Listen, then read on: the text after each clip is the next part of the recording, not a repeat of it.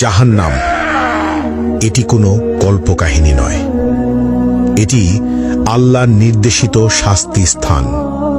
এর আগুন পৃথিবীর আগুনের চেয়ে ৭০ গুণ বেশি উত্তপ্ত। এখানে কোনো শান্তি নেই, কোনো মুক্তি নেই, শুধু চিরস্থায়ী যন্ত্রণা।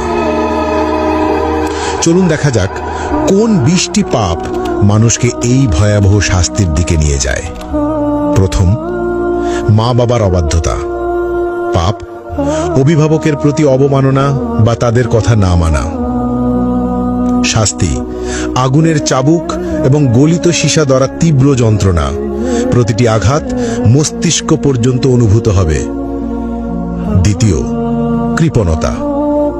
পাপ আল্লাহর পথে খরচ না করা, দান সদকায় আড়ানো।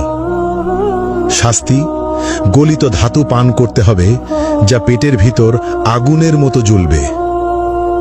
তৃতীয়, মিথ্যা ও প্রতারণা। পাপ মিথ্যা বলা এবং মানুষের বিশ্বাস ভাঙা। শাস্তি জিহুয়া বের করে লোহার শিক দিয়ে বারবার পোড়ানো এবং ছিঁড়ে ফেলা হবে। চতুর্থ, জিনা ও ব্যভিচার। পাপ অবৈধ সম্পর্ক, অশ্লীলতা বা পর্নোগ্রাফি দেখা। শাস্তি জ্বলন্ত চুল্লিতে ফেলা হবে, উপরে উঠবে এবং নিচে পড়বে, বারবার যন্ত্রণা অনুভব করবে। পঞ্চম, কুফর ও শিরক। পাপ আল্লাহর অস্তিত্ব অস্বীকার করা অথবা অন্যকে আল্লাহর সঙ্গে শরিক করা। শাস্তি চামড়া বারবার আগুনে পোড়ানো হবে, নতুন চামড়া তৈরি করে আবার পোড়ানো হবে, ফুটন্ত পানি মুখে ঢালা হবে। ষষ্ঠত, গীবত ও পরনিন্দা। পাপ অন্যের দোষ খোঁজা এবং অনুপস্থিতিতে সমালোচনা করা। শাস্তি লোহার নখ দিয়ে নিজের মুখ ও শরীর ছিঁড়তে হবে, যন্ত্রণা চিৎকার শোনার মতো কেউ থাকবে না। সপ্তমত, অন্যায়ভাবে হত্যা, নিরপরাধ মানুষ হত্যা। শাস্তি আগুনের নদীতে ডুবিয়ে রাখা হবে, যেখানে বারবার দগ্ধ হতে হবে।